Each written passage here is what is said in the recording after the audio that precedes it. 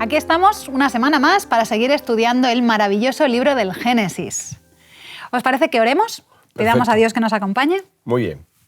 Querido Padre, te damos muchas gracias por lo mucho que nos quieres, porque nos creaste para ser felices y porque quieres que podamos estar cerca de ti y podamos conseguirlo mientras vivamos aquí, pero sobre todo muy pronto contigo. Te pedimos que nos ayudes a que podamos aprender de ti, leyendo la Biblia, estudiando el Génesis, y te pedimos que vengas muy pronto a buscarnos. En nombre de Jesús, amén. Amén. Amén. Bueno, ya hemos pasado el diluvio, estamos justo después, se ha terminado ya el diluvio, hemos salido del arca, tenemos ese pacto de Dios con Noé, con sus descendientes, incluidos nosotros, con todos los animales. Y tenemos también algo que se nos quedó la semana pasada en el tintero y que yo te quería preguntar, Priscila. ¿Hemos encontrado el arca de Noé? Pues aunque ha habido muchos intentos a lo largo de la historia, porque es una gran incógnita y todo el mundo quiere encontrarla, la realidad es que no tenemos ninguna evidencia científica arqueológica de su descubrimiento. Sí es cierto que de vez en cuando van surgiendo y apareciendo algunos señores y grupos que afirman que la han localizado, pero en el mundo de la arqueología hay un proceso muy estricto a seguir y ninguno de ellos ha conseguido pasar su teoría o sus descubrimientos. Entonces, por lo tanto, ahora mismo hay que decir que no, aún no se ha encontrado. Muy bien, muchas gracias. Creo que eso era importante. Creo que era importante que las personas que nos están viendo sepan de una especialista que no hemos encontrado el arca. Eso no quiere decir que no creamos en la historicidad. Nosotros creemos que hubo un diluvio, creemos que hubo un arca, pero no tenemos la evidencia física ahora mismo de ese arca. Me gustaría añadir una frase famosa de los arqueólogos, de un famoso arqueólogo inglés, Kenneth Kitchen, que decía algo tan importante como eso: evidencia de ausencia no es ausencia de evidencia. Muy bien. Y por tanto, está ahí, no se ha encontrado, pero no significa que no existe. Y que no pueda encontrarse algún día, si es así el caso. Muy bien. Pues vamos a empezar nuestro estudio de esta semana, que es justo después del diluvio, y vamos a hacerlo repasando también cosas de las semanas anteriores. Ya hemos hablado en otros programas de una palabra muy importante en el libro del Génesis, que es la palabra Toledot. Nos explicaste qué significa historia, qué significa generaciones, y en el estudio de esta semana tenemos algunos de esos Toledots. Y me gustaría que repasásemos un poquito esas genealogías, esa genealogía de Noé después del diluvio, y que veamos por qué es importante. Esos Toledots en el libro de Génesis son muy importantes, pero por qué esta específicamente es muy importante también. Así que si nos puedes, Roberto, ¿nos puedes introducir en el tema? Por supuesto, con mucho gusto. Añadir, por ejemplo, que encontramos esta referencia de nuevo en el texto del capítulo 6 de Génesis, versículo 9. Estos son los descendientes, o estas son las generaciones, como indicábamos en la primera lección, de Noé, en el primer tema de esta escuela samática. Entonces, aquí hay una referencia directamente a esta construcción. ¿Cómo se construye a partir del final o en este caso, el comienzo del diluvio, o el final en el relato de la creación? ¿Cómo se va construyendo a través de ese Toledot? O sea, estas son las generaciones, estos son los descendientes, estos es, digamos, lo que enlaza estos capítulos del 6 al 9, que va a enlazar con los anteriores, ¿verdad?, desde el relato de la creación. A ver si te he entendido bien, porque no estoy segura de que me haya quedado claro. Estamos hablando de la genealogía que encontramos en el capítulo 10, los descendientes de los hijos de Noé. No, en el capítulo 6. Estamos hablando del capítulo 6. De Noé. En este caso, cuando dice estos son los descendientes de Noé. No lo estoy refiriendo ahí, pero también, como tú dices, ahí lo tenemos en el caso del capítulo 10. Estos son los descendientes de los hijos de Noé, pero de los hijos, es el siguiente Toledot.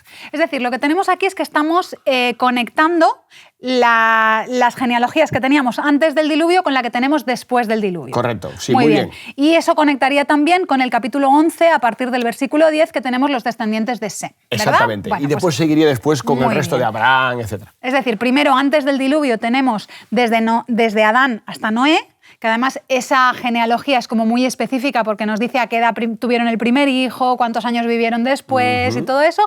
Y después, la siguiente que tenemos después del diluvio, están conectadas, ahí la bisagra sería Noé. Absolutamente. Y el hecho de que hay una descendencia y una genealogía, o sea, un Toledot.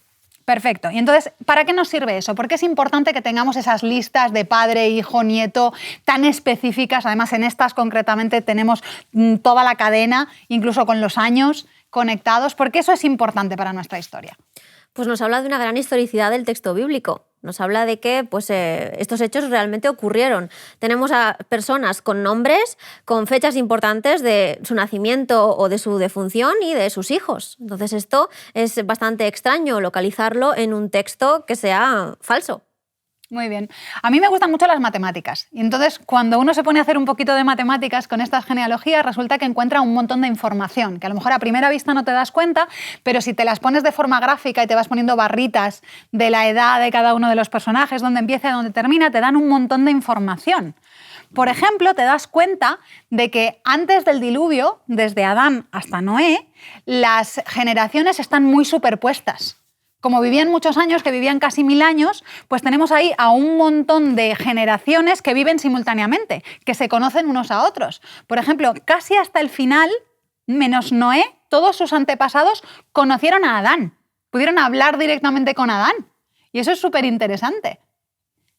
Otra cosa que se ve también en las generaciones es que Noé no conoce a Adán por muy poquito, que no conoce a Enoc por muy poquito, porque Dios se lo lleva justo antes del nacimiento de Noé. Y también lo que comentábamos la semana pasada, y es que tanto Lamec como Matusalén, el padre y el abuelo de Noé, se mueren justo antes del diluvio. ¿Y qué es lo que vemos en la siguiente genealogía, en la de los descendientes de Sem, la que encontramos en el capítulo 11? Ahí lo que podemos ver es cómo de manera drástica disminuye la longevidad. Empezamos con longevidades muy grandes, que estamos pues, como las mismas que tenían antes del diluvio, y después de pronto empiezan a vivir cada vez menos años, y en muy poquitas generaciones llegamos a esos 120 años de los que dice Dios que iba a ser la edad del ser humano. ¿Por qué ocurre esto? ¿Sabemos por qué hay esa bajada drástica de las generaciones? ¿O podemos pensar en alguna idea o alguna cosa que esté relacionada? El texto bíblico nos dice que fue porque comenzaron a comer carne. Uno de los datos era que el consumo de carne iba a menguar la cantidad y la calidad de vida que vivirían los seres humanos. Coincide cuando justo después del diluvio Dios autoriza a comer carne, eso no formaba parte de su plan original, pero después del diluvio pues no hay plantas o no hay muchas plantas, tardarían un tiempo en volver a tener pues toda la variedad alimenticia vegetal y entonces les permite que empiecen a comer animales y simultáneamente a eso vemos una bajada drástica de la longevidad, con lo cual podemos relacionar los dos hechos. Muy bien.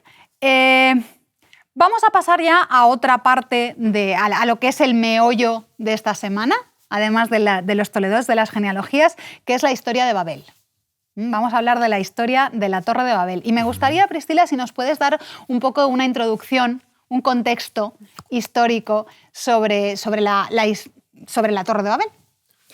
Muy bien, primero de todo habría que comprender un elemento que de vez en cuando es muy difícil de comprender, y es que tanto estudiantes de ciencias como de humanidades nos hemos topado con una problemática que es encajar el concepto bíblico dentro de los conceptos que tienen tanto los científicos seculares como el resto del mundo, que es, por ejemplo, esta prehistoria, estas personas que se comportan casi de manera inhumana o irracional, que viven en cuevas, que visten con pieles, que comienzan a incluso ya no a vivir, sino a sobrevivir. Este grupo humano surge en este momento dado. Si nosotros leemos el texto bíblico, vemos que encaja perfectamente. Después del diluvio, el texto nos decía, y hemos estado leyendo a través de las lecciones, que el mundo ha cambiado tanto que incluso Satanás tenía miedo. La forma de vida ha cambiado. Entonces es como si a nosotros hoy en día nos arrancaran de nuestras costumbres y de nuestro entorno y nos colocaran en un entorno que no conocemos. Imaginemos, en el desierto. Nosotros tenemos la capacidad mental, quizá, y física para crear una estructura y vivir y de manera bien, con calidad de vida. Pero es que nos va a llevar un tiempo. Es como si nos dijeran, dentro de 2 días te dejo aquí tirado en el desierto y en 2 días quiero verte viviendo igual que hace una semana. Pues me va a llevar tiempo. Voy a tener un periodo de vida en el que voy a sobrevivir. Las cuevas van a ser mi primer refugio. Los animales que encuentre serán lo que me voy a comer. Y las herramientas que voy a utilizar será lo primero que encuentre. Entonces sí que nos encaja tanto el concepto que tenemos de la Biblia como el concepto que vemos que tiene el mundo secular. Muy bien, eso me parece súper interesante porque además es una de las preguntas que a mí también me hacen muchas veces. La prehistoria, esos humanos primitivos, ¿dónde los metemos? Bueno, pues los meteríamos aquí, los tendríamos justamente entre el diluvio y la Torre de Babel. Estaríamos hablando un poquito de ese es el momento histórico en el que las personas se tienen que adaptar a vivir en un mundo que está completamente destruido. Yo lo he pensado alguna vez, imaginad que hay una catástrofe universal ahora mismo y que nos quedamos nosotros tres, ¿vale? Y nosotros sabemos que hay centrales nucleares y coches y edificios, pero yo no sé si seríamos capaces de fabricar algo parecido. Seguramente acabaríamos viviendo en cualquier ruina o en cualquier cueva o en cualquier sitio hasta que, pues a lo mejor en unas cuantas generaciones pudiéramos recuperar algo de la tecnología que había. Pues esa es exactamente la situación en la que nos encontramos, ese es el contexto de la Torre de Babel. ¿Alguna cosita más que nos puedas contar? Ya pasado ese periodo, que es lo que llamaríamos la prehistoria, ya nos encontramos ya con una construcción, nos encontramos ya con una cierta tecnología, con una sofisticación, porque esta gente parece ser que querían llegar al cielo. Sí que debían tener herramientas como para hacer una construcción considerable. Claro, entonces la capacidad sí que la tenían, porque vemos que en un periodo de tiempo muy corto comienzan a no solo juntarse y crear una ciudad, sino una estructura arquitectónica casi que monumental. Entonces la capacidad la tenían, no como dicen los científicos seculares, que dicen que el ser humano era casi irracional, que no tenía conocimiento de nada. No, el conocimiento tiene la capacidad para crear una estructura así de grande. Una estructura que nosotros hoy en día creemos que sería lo que se denomina en Mesopotamia un zigurat. Un zigurat es una especie de, vamos a poner una especie de tarta, ¿vale?, de distintos pisos que se va haciendo pequeñito al final. Y en la puntita normalmente suele haber un templo dedicado a alguna deidad. Eso sería una zigurat como la que nosotros podemos ver en Mesopotamia, que se han encontrado unas 32. Lo que creemos que sería la Torre de Babel sería pues un prototipo de esta zigurat. Cuando nosotros leemos algunas inscripciones que vemos de las zigurats, vemos que tanto la zigurat, este edificio mesopotámico que sería un poco más moderno a la Torre de Babel, y la Torre de Babel tienen la misma cosmovisión, tienen el mismo objetivo, el de llegar al cielo. Tenemos una estela de Nabopolassar que restaura una zigurat, la de Marduk de Babel, y él dice que los dioses le han dicho que tiene que restaurarla para que pueda llegar al cielo. Que esta zigurat es una especie de puente entre el mundo subterráneo o la tierra y el cielo. Entonces esta idea de llegar al cielo sí que la vemos en los dos edificios. Entonces creemos casi que al 100% que esta Torre de Babel sería un prototipo de un zigurat mesopotámico. Qué interesante. Pues vamos a hablar un poquito más de la motivación de estos constructores de la Torre de Babel. Tú estabas diciendo, Priscila, que están intentando llegar al cielo. ¿Para qué? ¿Por qué? ¿Qué procesos psicológicos hay detrás de esta construcción? Yo diría más, además, especialmente, además de los procesos psicológicos, procesos teológicos, ¿no? Realmente es muy interesante porque el texto nos da a entender que y nos dice claramente que cuando Dios descendió, vio aquello y, por supuesto, no le agradó y tomó una decisión que después seguramente vamos a comentar. Pero lo importante es, ¿qué pretendían con llegar al cielo?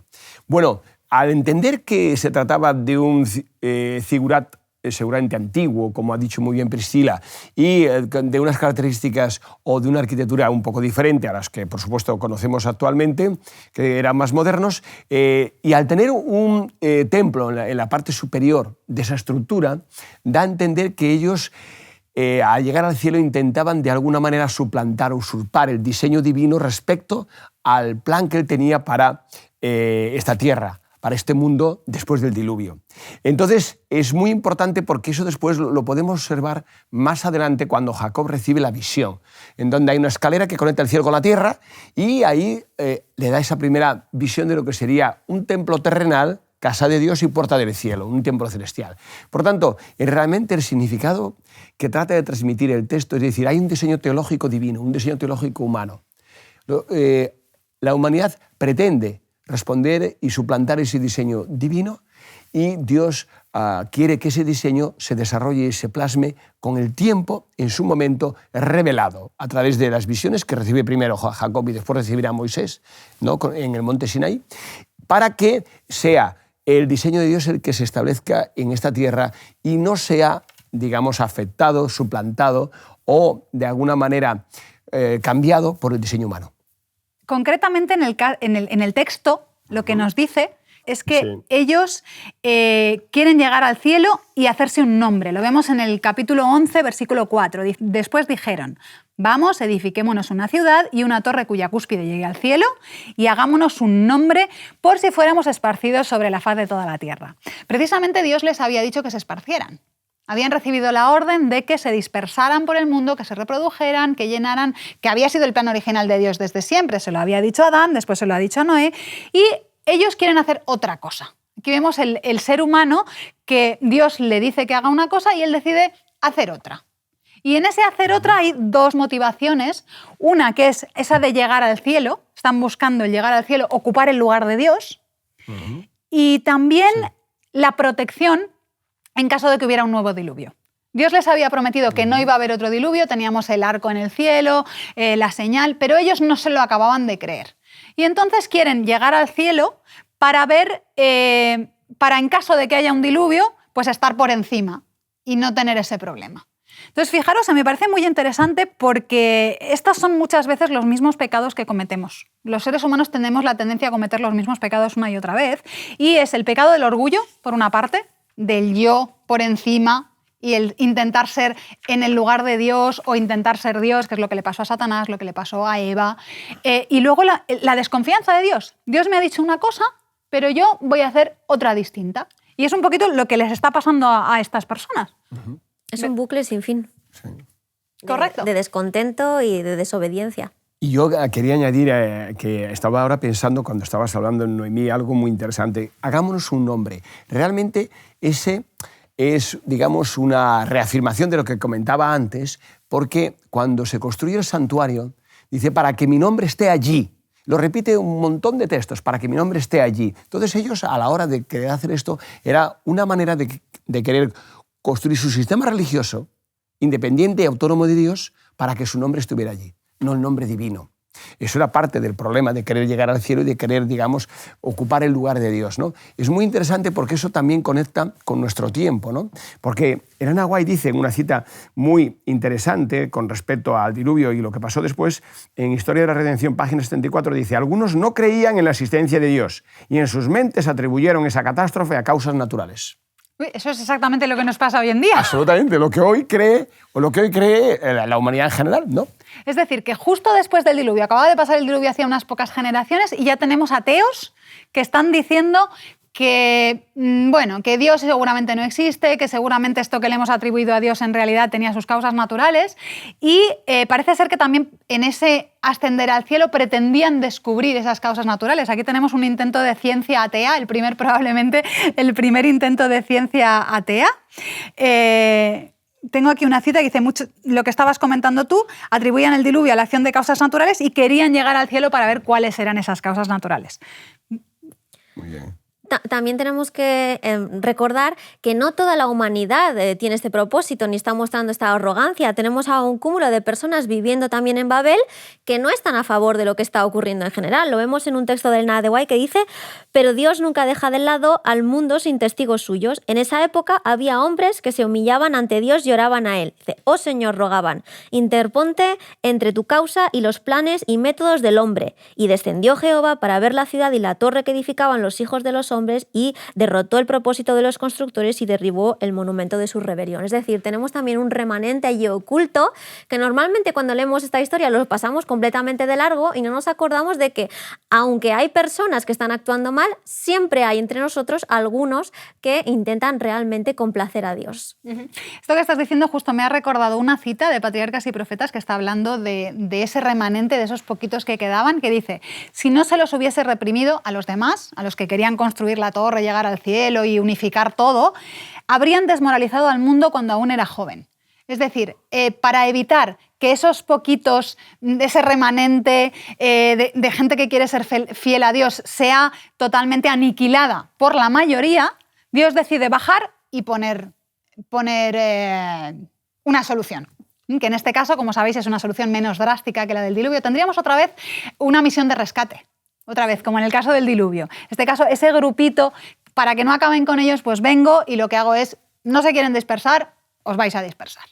Y además hay un aspecto muy importante que es el tema de las lenguas, ¿no? El hecho de que hablaran una lengua en común, y después, bueno, vamos a comentar lo que pasó con las muchas lenguas, pero es muy interesante porque la lengua era el vehículo fundamental y es el vehículo fundamental de la cultura, ¿no? Del desarrollo de todas las artes, de todas las ciencias, de todos los aspectos, y es ese vehículo. Entonces, el que Dios interviniese con relación a la lengua y a las lenguas, o que ellos mantuvieran esa lengua unificada, tenía que ver por el hecho de que precisamente querían establecer una cultura propia, una cultura humana, una cultura aparte o ajena a Dios, y por lo que Dios ve que era ese propósito, va a tener lugar después el efecto sobre las lenguas.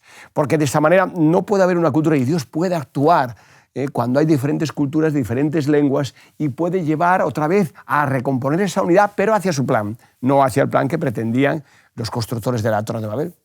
Efectivamente, aquí Dios utiliza las lenguas precisamente para conseguir lo que había sido su voluntad desde el principio, y es que se dispersen. Claro. Y entonces ahí tenemos pues, una manera de la solución de Dios que es un poco distinta de la que había utilizado anteriormente en el diluvio, pero igualmente efectiva. Bueno, ¿alguna cosa más que queráis sacar como conclusión de esta lección, que queráis que os venga a la mente, que creáis que es un mensaje importante para darle a las personas que nos están escuchando? Pues yo quiero recalcar también desde el punto de vista de la arqueología que la Torre de Babel aún se sigue buscando también. Igual que nos pasa con el Arca, no llegamos a un consenso de la búsqueda y del hallazgo de la Torre de Babel. Sin embargo, hay nuevas hipótesis que plantean nuevos investigadores que no tenemos tiempo de explicarlas enteras, pero si la leéis veréis que no contradicen en nada el texto bíblico. Y la última que se está llevando a cabo y que parece que sería una de las más correctas es la que ha creado el doctor Douglas Petrovich, un profesor de Estados Unidos, de Texas, y que él dice que podría ser la zigurat que hay en la ciudad de Eridu, que se encontraría en el sur de Mesopotamia. Encaja muy bien su teoría con el texto bíblico y por lo tanto es un buen hallazgo. Deberíamos investigarlo para ver si a todos nos convence. O sea que no hemos encontrado el Arca de momento, pero a lo mejor ya hemos encontrado en la Torre de Babel. Sí. Muchas gracias, Priscila. Roberto, ¿tu conclusión? A mí me gustaría decir algo que me parece muy especial con relación a las lenguas, que antes comentaba, pero ahora en otra dirección. Es decir, aquí vemos que hay muchas lenguas, ¿verdad?, al final. Y resulta que encontramos en Hechos 2, en el capítulo 2 de Hechos, del versículo 3 al 11, que aparecen también muchas lenguas. Es decir, y además aparece la forma del Espíritu de Dios, del Espíritu Santo, en muchas lenguas. ¿Por qué esa diferencia? Me parece algo muy interesante de considerar. O sea, Dios divide una lengua en muchas lenguas. Sin embargo, aquí da una lengua para esparcir o para que todos comprendan en sus lenguas autóctonas y en sus lenguas nativas el mensaje. Es decir, si el plan es divino, esa acción de las lenguas tiene un significado y un propósito. Si el plan es humano, esas lenguas tienen otro propósito, que es ajeno al plan divino. Dios actúa en Pentecostés para que todos entiendan esas lenguas, para que el mensaje pueda extenderse, y no hay problema en que solamente pueda hacerse a través de unos, en este caso discípulos, que extiendan esas lenguas. Pero lo maravilloso es que Dios lo hace para llevar a cabo su plan. Aquí ellos intentan evitar ese plan y por eso esas lenguas no tienen, o esa lengua no tiene ese efecto que debería tener y que tuvo después en el futuro. Porque al fin y al cabo, pues la función de la lengua es la comunicación. Claro. Y Dios pues se comunica con nosotros usando nuestras lenguas y en algunos momentos pues interviene en el tema de la lengua. A mí lo que me parece fabuloso de Pentecostés, del episodio que estabas comentando, es el hecho de que cada uno pudiera entender en su lengua. A mí eso a veces me recuerda a las películas estas de ciencia ficción, donde la gente habla diferentes idiomas, incluso de diferentes planetas, pero llevan una especie de aparatito de traductor universal y todos se entienden. Pues creo que sería algo parecido y que a lo mejor es lo que nos va a pasar en la Tierra Nueva, por lo menos al principio, al llegar, porque cada uno tendremos nuestra propia lengua, nos tendremos que entender entre todos. Entonces Dios tiene una solución para eso. Mi conclusión, el mensaje con el que me gustaría terminar, tiene que ver con el hecho de que Dios desciende a mirar a Babel. Me parece súper bonito ese Dios que baja siempre a la esfera humana, porque Él está muy lejos de nuestra posición, pero Él siempre está dispuesto a bajar. Y entonces me parece muy bonito cuando Dios viene y dice, es que no estáis haciendo lo que deberíais hacer, y es que voy a tener que intervenir. Pero lo hace siempre de manera bonita, siempre con la esperanza y siempre por amor y siempre por misericordia. Y es curioso porque el hecho de que Dios tenga que venir a mirar es como muy raro, porque Dios lo ve todo desde su trono, podría sentarse allí y mirarlo todo desde allí, porque no hay ningún sitio donde esconderse de la presencia de Dios. Y hay un texto que la Escuela Sabática de esta semana lo menciona sobre este tema, sobre que no hay donde esconderse de la presencia de Dios, que es el Salmo 139. En el Salmo 139, en los versículos del 7 al 12, dice precisamente eso. Dice: ¿a dónde me iré de tu espíritu? ¿Y a dónde huiré de tu presencia? Si subiera a los cielos, allí estás tú. Y si en el Seol hiciera mi estrado, allí tú estás. Si tomara las alas del alba y habitara en el extremo del mar, aún allí me guiará tu mano, etcétera, etcétera. Es como Dios está en todas partes. Y sin embargo, viene y baja y se encuentra con nosotros. Y este mismo texto, en este mismo salmo un poquito más adelante, está uno de mis textos favoritos de la Biblia, que empieza justo después, empieza en el versículo 13. Dice: tú formaste mis entrañas, me hiciste en el vientre de mi madre. Te alabaré porque formidables y maravillosas son tus obras. Está hablando de que Dios viene hasta el lugar más escondido, como puede ser en el interior de una madre, allí donde está su bebé, hasta allí Dios se mete para encontrarse con nosotros. Entonces me parece muy bonito, porque un mismo texto que a lo mejor para el que no quiere estar con Dios le puede asustar, decir, es que no hay ningún sitio donde me pueda ir, que Dios no me vaya a ver, para el que quiere esa conexión con Dios es todo lo contrario. Es decir, esté donde esté, hasta en el sitio más escondido, tú vas a venir a buscarme. Me parece un mensaje precioso. Lo es. Lo es, así, sin duda. Te invitamos a tener una experiencia más allá del sábado, convirtiendo tu unidad de acción en una iglesia hogar en donde la Biblia, la oración intercesora, la fraternidad y la testificación sean vuestro estilo de vida. Así, experimentaremos un poder renovador en la iglesia y en el cumplimiento de la misión.